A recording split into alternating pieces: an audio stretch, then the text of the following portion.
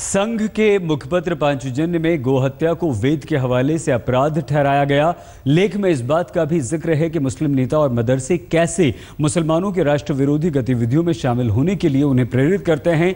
लेख सामने आने के बाद नए सिरे से अब तू मैं शुरू हो गई।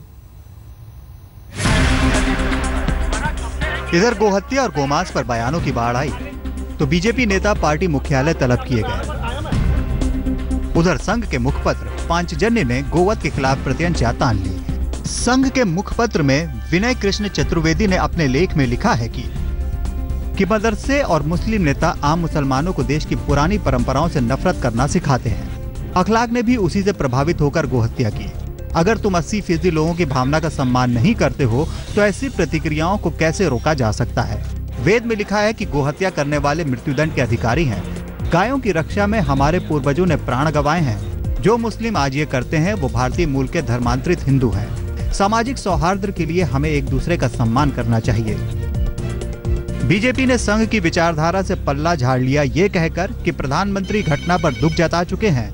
पांचजन्य के संपादक ने भी दादरी कांड की निंदा करते हुए लेख को लेखक का निजी विचार बताया है।